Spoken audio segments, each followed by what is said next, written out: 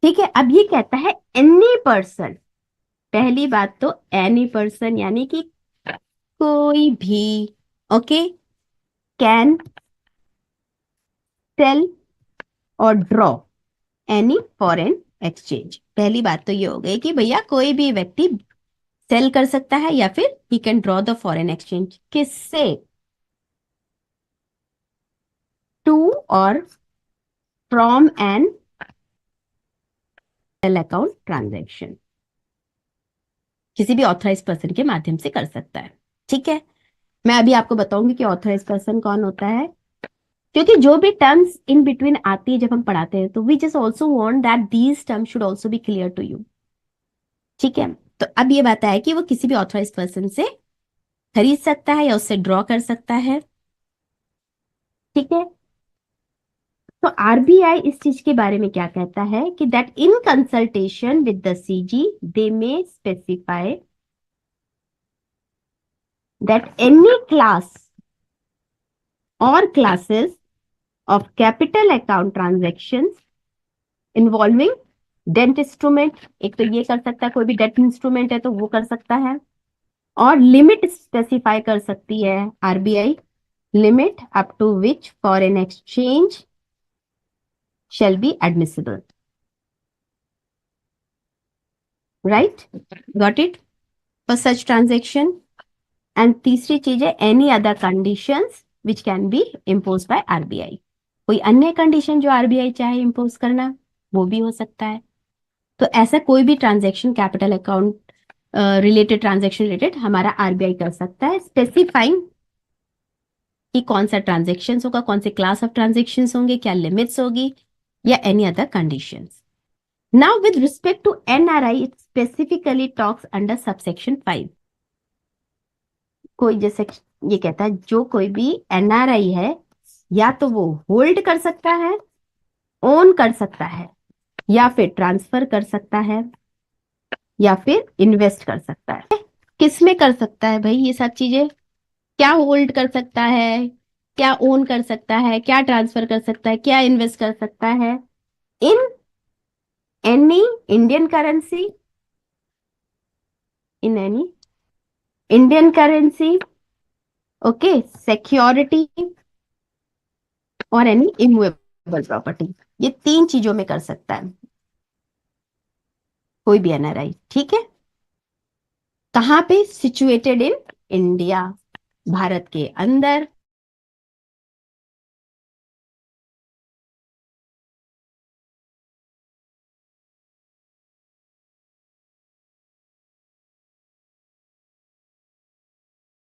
Progress. कर सकता है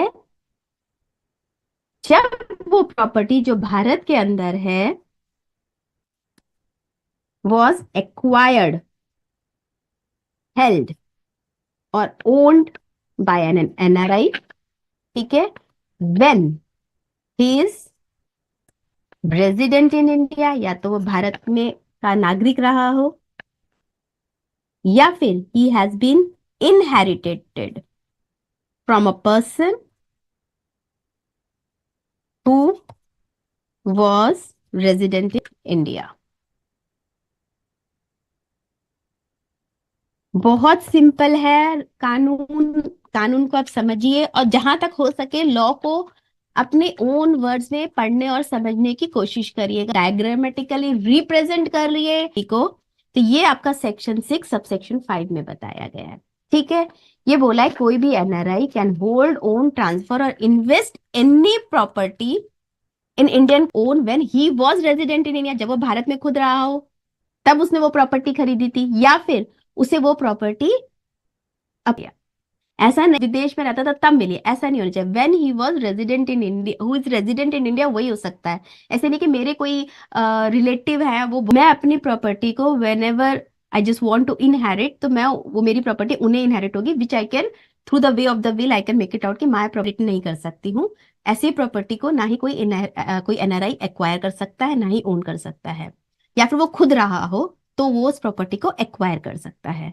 This is the law related to the NRI with respect to the owning of, or you can say acquiring of any immovable property.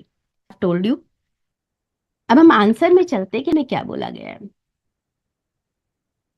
Answer में अगर आप देखेंगे हमारा law बताया गया है। लॉ कहता है yes, as per section, sorry, person resident outside India यानी PROI, अगर वो बाहर रहता है, पर्सन रेजिडेंट आउटसाइड इंडिया कोई भी है या NRI है, so talking with respect to the he has inherited that property from his father, okay, तो वो उसको प्रॉपर्टी मिली तो यानी यहाँ पे वो होल्ड कर सकता है। और वो it can be in the form of a sale हो सकता है, मॉर्गेज हो सकता है, लीज हो सकता है, through the way of gift हो सकता है, तो it can be in any of the way. And this transfer word has been defined. जो विला है at Goa was an ancestral property and was obtained through the registered will of his father who was an Indian resident. So here the sale by the non-resident owner is a valid transaction. So यहाँ पे mister Christopher जो ये cell कर रहे हैं उसे valid माना जाएगा। This is as simple the law is. और ऑथोराइज डीलर की जो मैंने आपको बताई थी, ऑथोराइज पर्सन कौन से होते हैं, तो ऑथोराइज पर्सन आपका सेक्शन 10 के अंदर डिफाइंड है, एक्ट के अंदर। So there are different categories of the authorized person, AD1, AD2, and you can see that money changes जो होते हैं आपके, फॉरेन एक्सचेंज चेंजेस होते हैं, तो they are the different nature of the authorised dealers और द पर्सन्स ओवर देयर। तो ये भी होता है कि उनके थ्रू आप कोई भी चीज को, कोई भी प्रॉपर्टी को कोई भी सेल कर सकते हैं, ड्रॉ कर सकते हैं, उनके माध्यम से आप कर सकते हैं। तो this is the law and it is very simple and I am telling you, कुछ भी नहीं है इसके अंदर, बहुत ही क्रिस्प है। 49 सेक्शंस मात्र हैं इसके अंदर, ठीक है। सेलेक्टेड रेगुलेशंस आपके कोर्स में कवर्ड है, तो वो भी आपके लिए बर्डन नहीं है।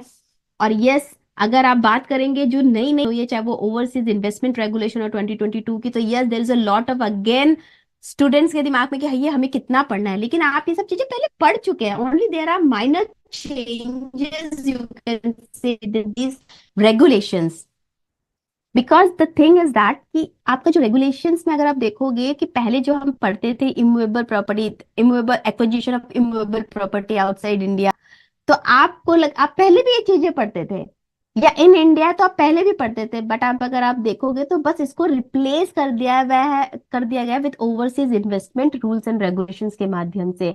और इसमें डिफरेंट नेचर ऑफ रेगुलेशंस को यहाँ क्लब कर दिया है in order to facilitate and to have an understanding कि how the transactions take place in this different scenarios, whether it may be to immutable property, whether it may be to foreign securities।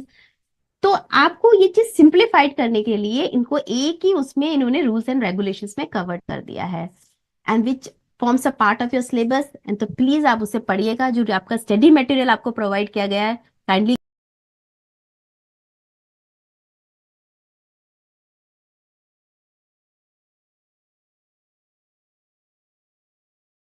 तो विराज the life last 2 hours. This is Nisha, because I have been listening throughout. Yes, Viraj No, मे भी absolutely. Possible उनके and पे और कोई बात नहीं। विराज आप recorded sessions देख लीजिएगा, that will also recorded be session available. आप देख लेना। और बहुत अच्छा निशा मैडम आपने समझाया। इवन मैं भी आज ये कह सकता हूँ कि मुझे भी कुछ कुछ फेमा आ गया है। जो रेलेवेंट सेक्शंस आपने 6, 5 बोथ सेक्शन 6 आपने बहुत अच्छा समझाया। Current kind of explanation you have given. Thank you sir, it's pleasure. बहुत बढ़िया। हम लोग जनरली आप देखेंगे आपको मिलेगा नहीं, this is something we are providing कि आपको ज्यादा से ज्यादा ग्रेट। सब्जेक्ट जो प्रैक्टिकलिटी है या जो हमारा एक्ट है किस तरह से ऑपरेट होता है, how the law is being managed, that we have tried to just explain in a simplified manner. Yes yes yes. So we have done that part, Sure, and sure. Thank you, so Nisha that way madam. our law portion is completed.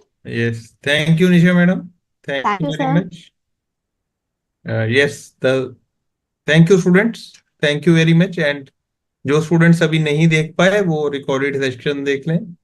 And with these words thank you very much. If any query is there you can even, मैं अपना mobile भी हमेशा share करता हूँ, you can call me on my mobile 94। Nisha madam आप number मेरा Yes, लिख sir. दो इनको, चलो बच्चों नोट करो, स्टूडेंट्स की जो सर का नाइन नंबर फोर मैं डबल आपको सिक्स बताती सेवन हूँ। एक minute sir, just a minute sir, just hold. हाँ, यस सर, नाइन बताइएगा। Four double six seven yes sir, tell me again sir. 94 94 double six seven 77 8929। 89298। ये student, ये students thank you very much. और आप अगर कोई डाउट हो तो आप मुझे मोबाइल पे कॉल कर सकते हो। Thank you. Yes, students. Thank you for being such a being a wonderful audience and as well as the viewers. And thank you for all your support and kind listening a lot, and all the best.